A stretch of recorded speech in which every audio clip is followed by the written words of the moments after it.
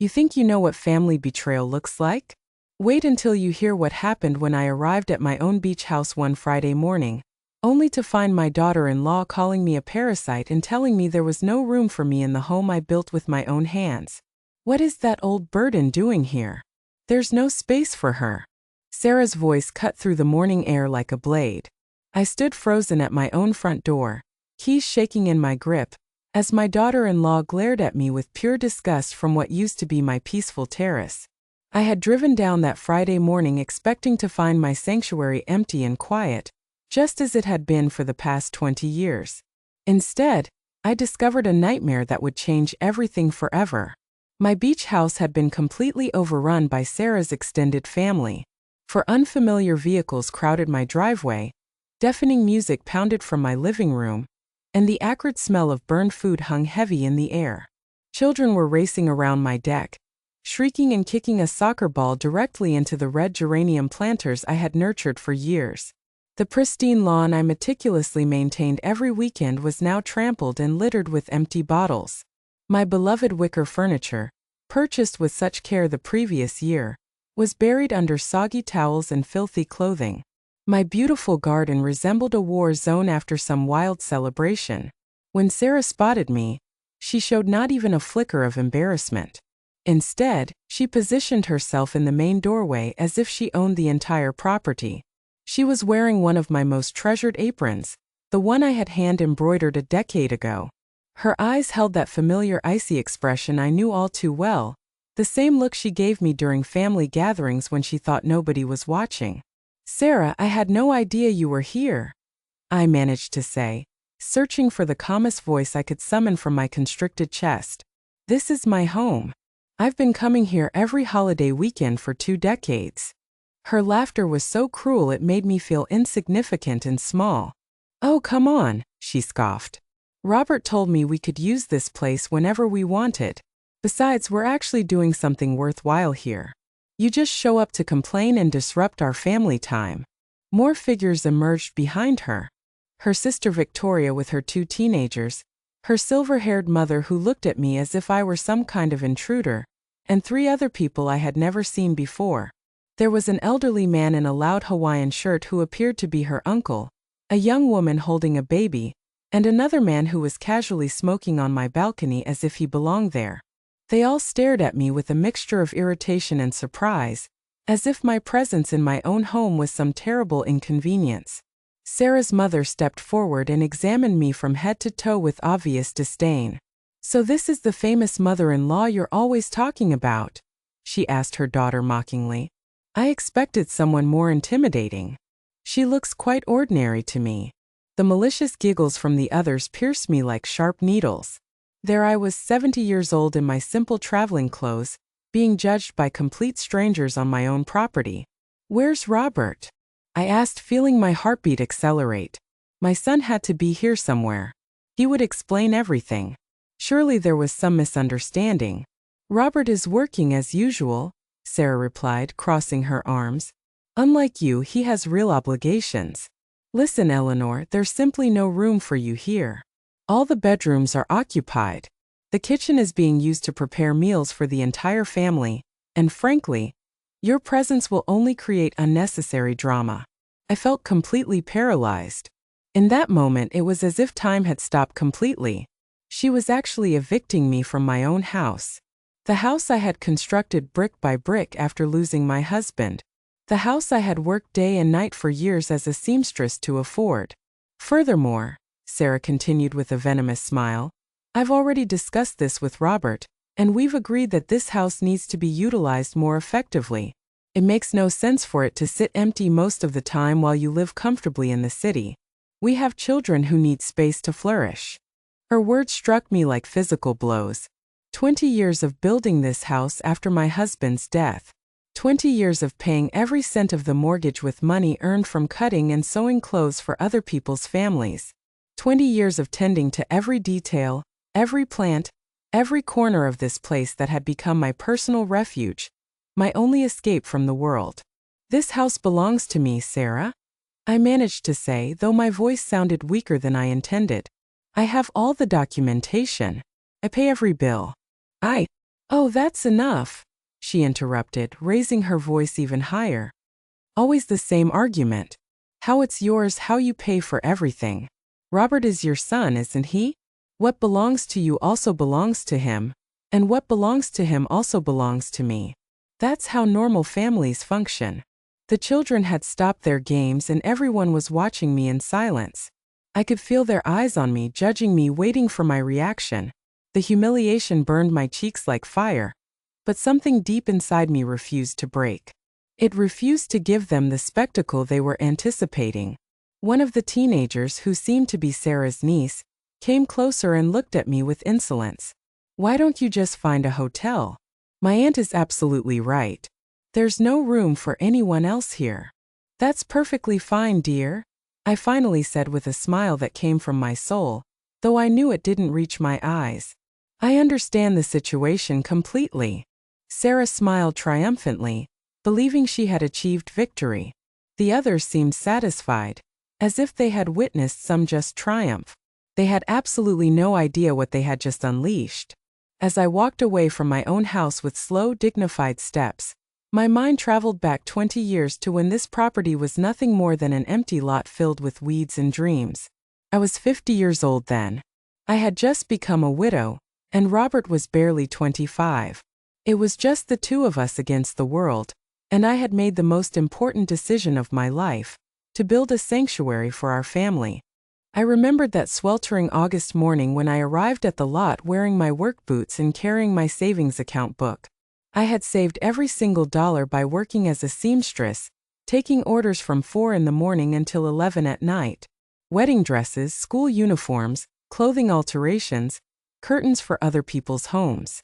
My fingers bled countless times on that sewing machine I still own. But every stitch brought me one brick closer to my dream. The architect looked at me skeptically when I told him I wanted to build a beach house as a widowed seamstress. Mrs. Crawford, he said while shuffling through his papers, this is going to cost at least $45,000. Are you certain you can handle this expense? I took out my bank book and placed it in front of him. I had exactly $45,000 saved, penny by penny. Robert accompanied me the first day the construction workers arrived. His eyes were shining with excitement, watching his mother transform poverty into hope. Mom, are we really going to have a beach house? He asked as I marked where the foundations would be placed. We're not just going to have it, son, I said. We're going to build it with our own hands. And that's exactly what we did. For 2 years, every weekend I drove out here to supervise the construction. I hauled sand, painted walls, and planted every tree in the garden. Robert came with me when he didn't have college classes. Together we selected the kitchen tiles, the cream color for the walls, and the precise position of each window to capture the ocean breeze. When we finally completed the house, Robert embraced me on the deck and said, Mom, you're the strongest woman I know.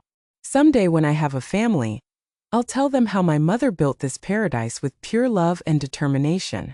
How had that same boy come to allow his wife to humiliate me in the place I built with such sacrifice?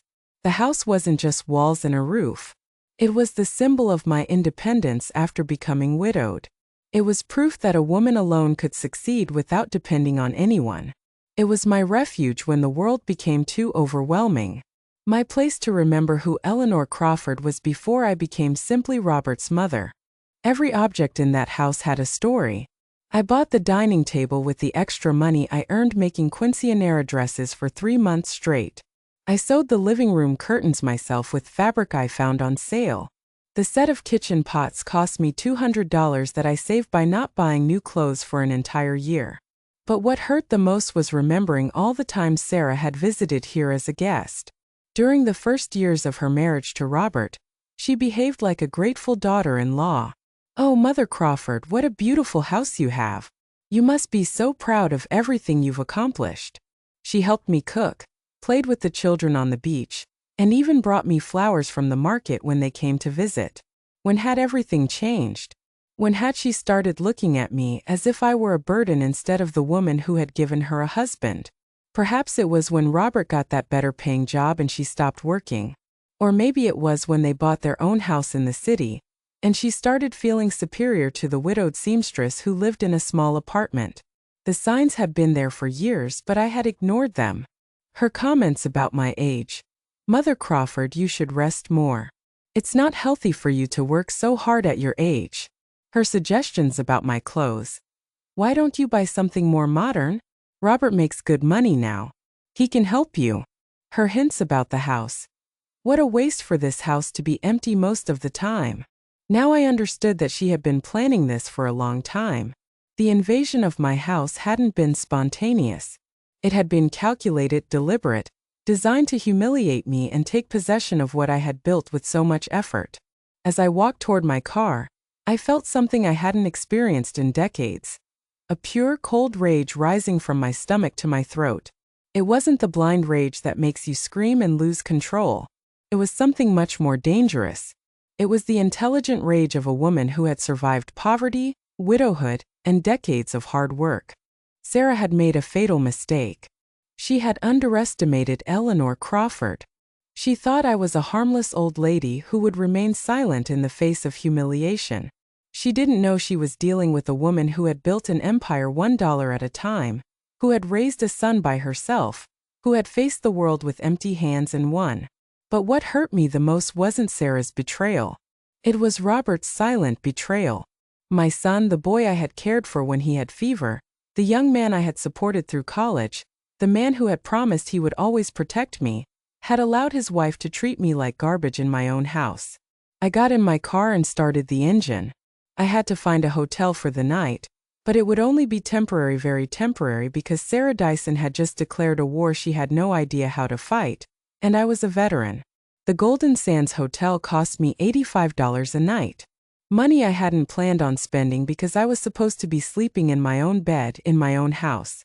But there I was, checking in like any other tourist while my home was occupied by invaders who felt entitled to my property. I couldn't sleep that night. Every time I closed my eyes, I saw Sarah's arrogant smile. I heard her poisonous words. I felt the humiliation burning inside me. At 6 in the morning, I was already awake, drinking coffee and planning my next move. I decided to return to the house to try to have a calm conversation. Maybe it had been a misunderstanding. Maybe Sarah had reacted badly because of the stress of having so much family together. Maybe Robert would show up and put an end to the situation. After all, he was my son. He knew better than anyone everything I had sacrificed for that house. When I arrived at 8 in the morning, I found the front door locked, my own door. I had to ring the doorbell of my own house as if I were a visitor. Victoria, Sarah's sister, answered, still in her pajamas and looking annoyed. "What do you want now?" she asked without even greeting me. "Good morning," I replied with as much dignity as possible. "I've come to get some of my personal belongings, and I need to speak with Sarah about this situation. Sarah is sleeping, and your things aren't here anymore. We put them in bags in the garage so they wouldn't be in the way." My things in bags in the garage. It felt like a stab to the chest. What do you mean my things are in bags? This is my house, Victoria. Everything in here belongs to me. Look, lady, I don't want any trouble, but Sarah explained the whole situation to me. Robert gave her permission to use the house, and you two already worked everything out. I don't know why you're here causing drama now. She let me in, but I felt like an intruder in my own home. The smell was different. It reeked of unfamiliar food, cigarettes, and cheap perfume. My living room was full of air mattresses and clothes thrown everywhere. The furniture I had chosen with such love was stained and disorganized. When I walked into the kitchen, my heart nearly stopped. My beautiful kitchen, the one I had designed thinking of all the family meals I would prepare there, was completely destroyed. The stove had burnt grease on it. The sink was full of dirty dishes that already smelled terrible. And they had used my best pots to cook something that had left permanent stains on the bottom. "Where are my china plates?" I asked, my voice trembling. "Oh, some of those broke. The kids were playing, and you know how they are. Sarah says they were very old anyway." My china plates, the ones I had bought one by one over years, saving to complete the set, the ones I had only used on special occasions because I treasured them like precious objects, were broken, discarded, as if they were worthless. I went upstairs to my master bedroom. the sanctuary where I had planned to rest these days. The door was open, and inside was Sarah's mother, already dressed, organizing clothes in my closet as if it were her own. "Excuse me," I said, trying to maintain my composure. "This is my room." "Oh, my daughter Sarah explained everything to me. Don't worry. I'll take very good care of things. Look, I even organized your clothes in these bags, so they don't get wrinkled." My dresses, my blouses, my shoes, all my personal clothing was shoved into plastic bags as if they were items for donation. 2 children I didn't know were sleeping in my bed, and my favorite pillows were on the floor covered in stains. "Ma'am, I need you to get these children off my bed," I said firmly. "Your bed," she scoffed. "Oh, please. Sarah told me you weren't going to use this room anymore. The kids need to sleep comfortably, not on the floor." It was like living a nightmare. In my own house, they were treating me as if I were the intruder, as if my 30 years of work and sacrifice meant nothing, as if my rights to my property were just an old lady's delusions. I went downstairs, trembling with indignation, and looked for Sarah. I found her on the terrace, drinking coffee from one of my favorite mugs, wearing my bathrobe, talking on the phone as if she were the lady of the house. "Yes, Mom. The house is gorgeous. Don't worry, I've already handled everything." The mother-in-law understood how things are now. She was laughing as she spoke, as if my humiliation were an amusing joke. When she saw me, she hung up and looked at me with annoyance. "What are you doing here so early? I thought it was clear that there was no room for you. Sarah, we need to talk. This house is legally mine. I pay the taxes. I pay for the maintenance. I have all the documents. Robert has no right to give you permission for my property without consulting me." "Oh, please don't start with your legal drama. Robert is your son, right? Children inherit from their parents. It's normal. Besides, we're taking better care of the house than you do. Look how full of family it is. How happy it looks." "Happy? You've destroyed my kitchen. You broke my plates and put my clothes in bags like they were trash. Well, you have a lot of old things that are no longer useful. We took the opportunity to do a general cleanup. We did you a favor." I couldn't believe what I was hearing. This woman had invaded my house, destroyed my belongings, humiliated my memory and my memories, and then had the audacity to tell me she had done me a favor. "Where is Robert?" I asked one last time. "I already told you he's working. But don't worry, he's completely on board with all of this. In fact, it was his idea. He said it's time for this house to be used for something productive instead of sitting empty, waiting for your occasional visits." That lie broke my heart. I knew my son better than anyone. Robert would never have planned something like this behind my back. But then, why wasn't he here defending me? Why was he allowing his wife to treat me this way? "Sarah, I'm going to be very clear with you. You have until tomorrow to get your entire family out of my house. This situation is going to end now." She laughed that cruel laugh I already knew too well. "What? Are you going to call the police? Are you going to sue your own son? Don't be ridiculous, Eleanor. You know you can't do anything against us. We're family." In that moment, I knew she was right about one thing. We were family. But she had forgotten a fundamental rule of true families. Wolves don't attack the pack, and she had just attacked the oldest and wisest wolf of all. I smiled and turned to leave.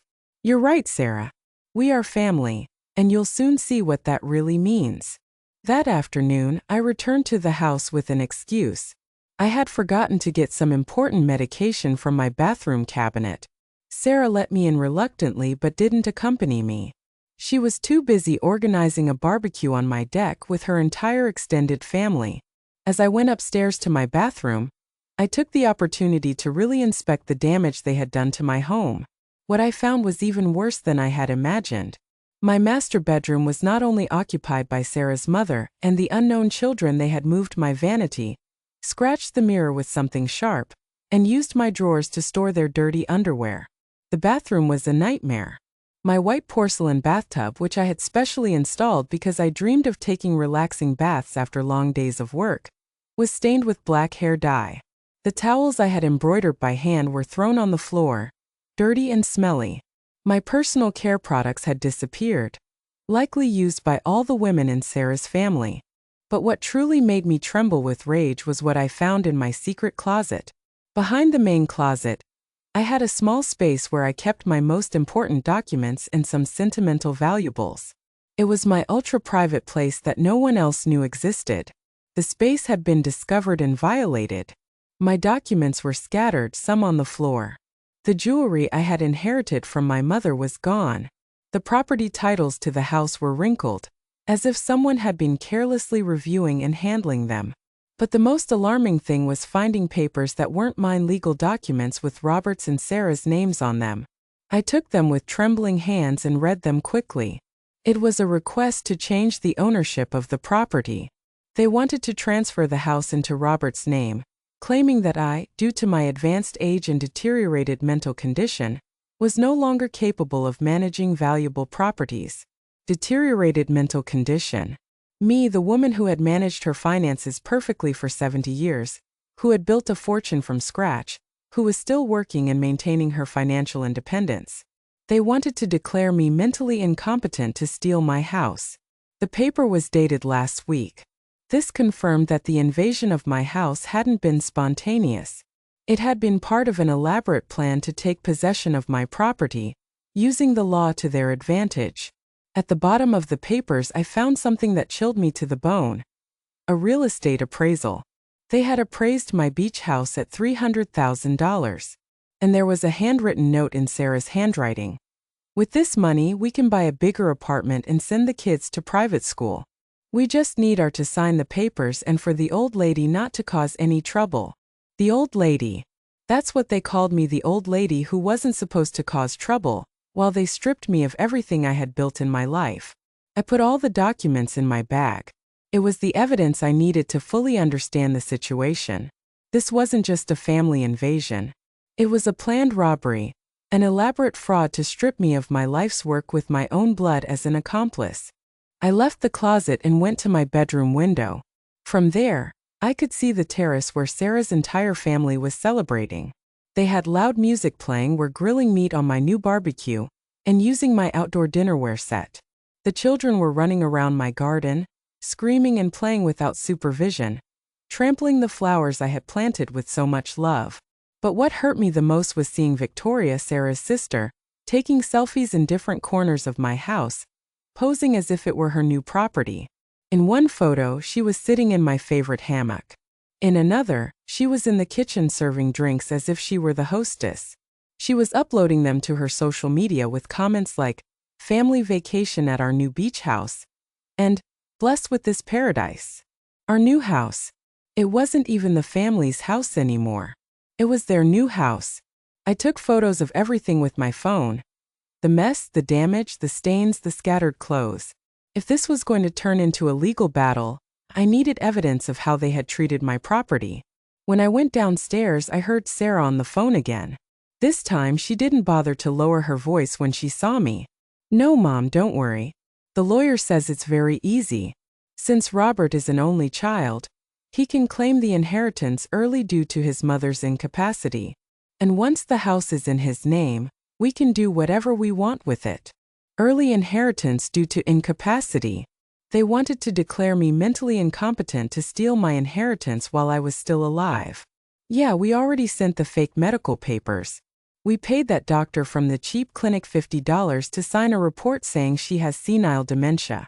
Robert didn't want to at first, but I explained to him that it's for the good of the kids. Fake medical papers. A corrupt doctor. An invented senile dementia report.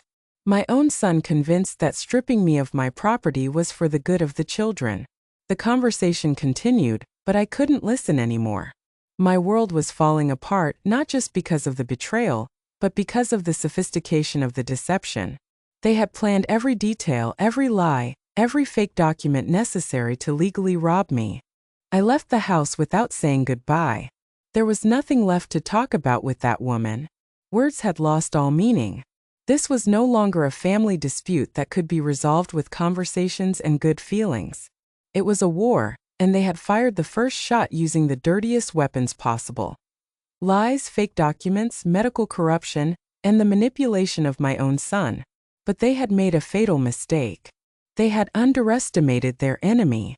They thought Eleanor Crawford was a defenseless old lady who would surrender at the first legal threat. They didn't know they were fighting a woman who had built everything from nothing, a woman who knew the real value of money, of honest work, and of true justice. Now it was my turn to plan. Monday morning, Robert finally showed up. He arrived at the house in his new car, that Toyota he had bought with the money from the promotion he got last year. I saw him park in my driveway as if nothing had happened, as if his family hadn't invaded my home and destroyed my life over a weekend. I was waiting for him on the hotel terrace, watching my house with binoculars I had bought at a sporting goods store. I had spent the night awake, organizing all the documents I had found, taking notes and preparing for this moment. I knew Robert would come eventually. He had to come. Their plan couldn't be executed without his personal signature. I saw him greet Sarah with a kiss on the cheek, hug some of the children running in the garden, and act as if this were completely normal, as if his mother hadn't been humiliated and thrown out of her own house, as if he weren't an accomplice in an elaborate fraud to steal my property. I waited 20 minutes before walking toward the house. I needed him to feel comfortable, to believe he was in control of the situation. When I rang the doorbell, he was the one who opened the door. "Mom," he said with that forced smile he used when he knew he had done something wrong, the same smile he used when he was a kid and I caught him lying about his grades. "How are you? Sarah told me you came over the weekend." "Sarah told you?" I repeated slowly, measuring each word. "Is that all she told you, Robert?" "Well, yeah. She said there was a small misunderstanding, but that everything is already settled." "I thought we had talked about this before." "Talked about what exactly?" Robert became nervous.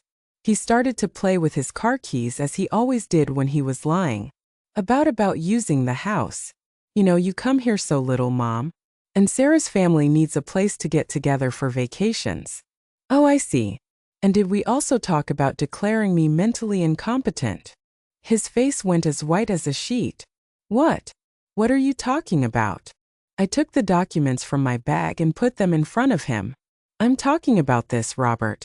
Request for property transfer due to owner's mental incapacity. Does that sound familiar?" His hands trembled as he took the papers. For a moment, I saw my real son, the scared boy I had raised by myself for so many years, but that moment lasted only a few seconds before Sarah appeared behind him. "What's going on here?" she asked with that controlling voice she always used. "Robert, I thought we agreed there was nothing to talk about."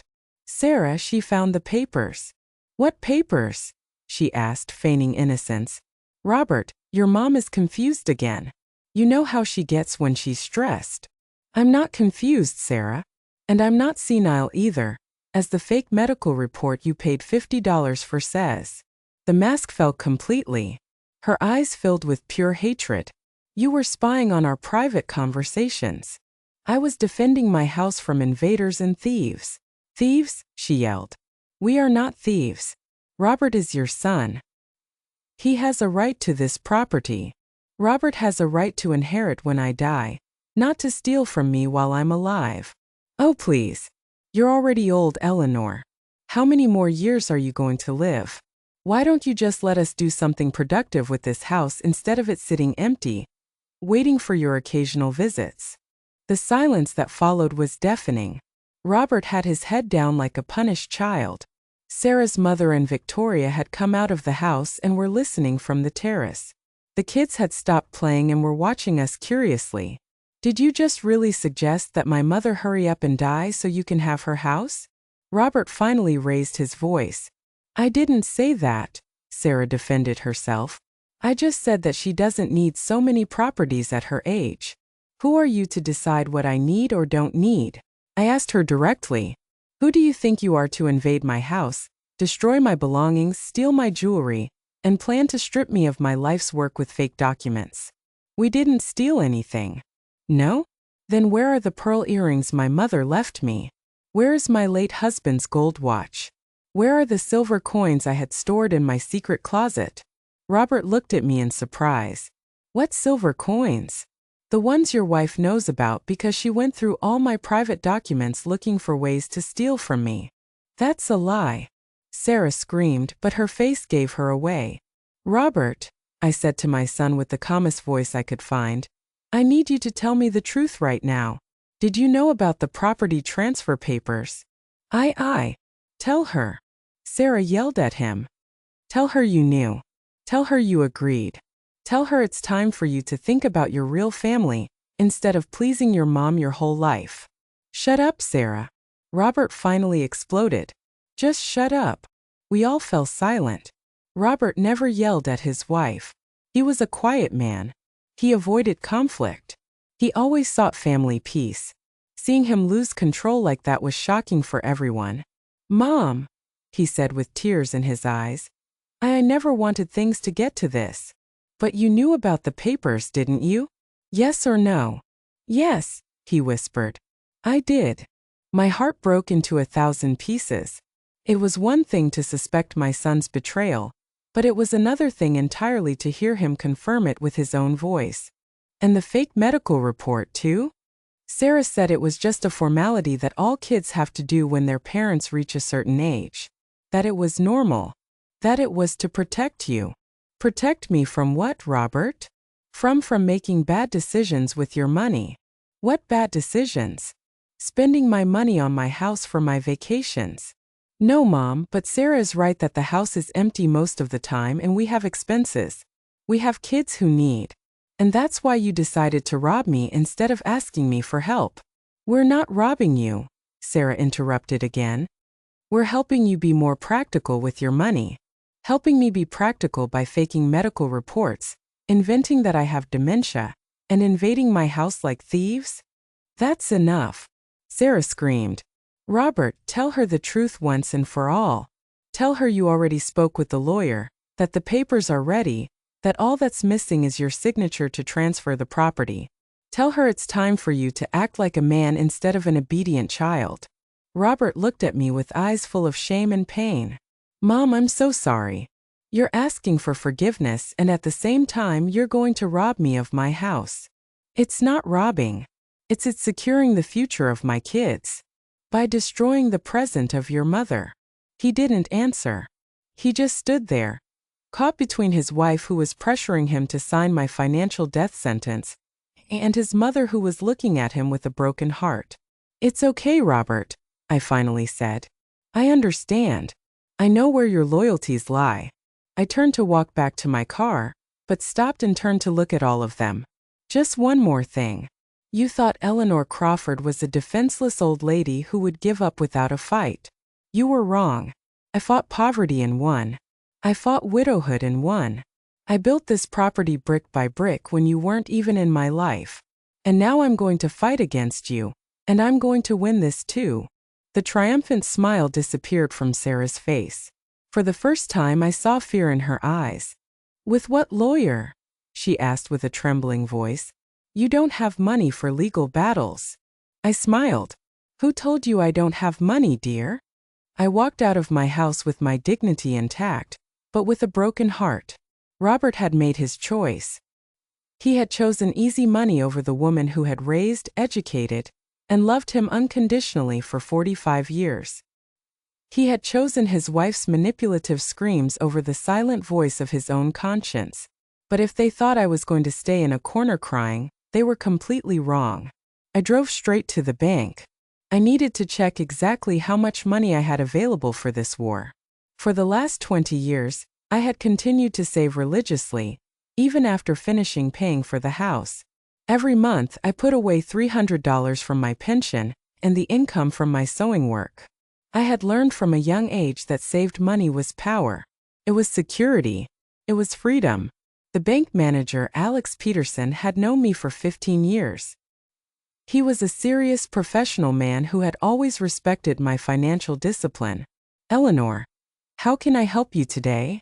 I need the exact balance of all my accounts, and I need to discuss a delicate legal matter. When he showed me the numbers on the screen, I smiled for the first time in days. I had $87,000 in savings, plus $23,000 in certificates of deposit, and $12,000 in my checking account. $122,000 in total. Sarah had miscalculated. She thought I was a poor old lady who relied solely on a meager pension. She didn't know that Eleanor Crawford had been a hard-working woman all her life, saving every penny to protect herself from exactly this kind of situation. Mr. Peterson, I need you to freeze any attempts by third parties to access my accounts, and I need an official letter from the bank confirming my mental capacity to manage my finances. Of course, Eleanor. Is there a problem? My family is trying to have me declared mentally incompetent to take my assets. His face became serious. That's very serious. Do you need a recommendation for a specialized lawyer? Yes, please. He gave me the name and phone number of Thomas Gallagher, a lawyer specializing in family law and asset fraud. He's the best in these types of cases. Tell him I sent you. I left the bank with a new energy running through my veins. It wasn't just the peace of mind of knowing I had the financial resources to defend myself. It was the mental clarity of having a concrete plan of action. I called Thomas Gallagher from the bank's parking lot. His secretary gave me an appointment for that same afternoon.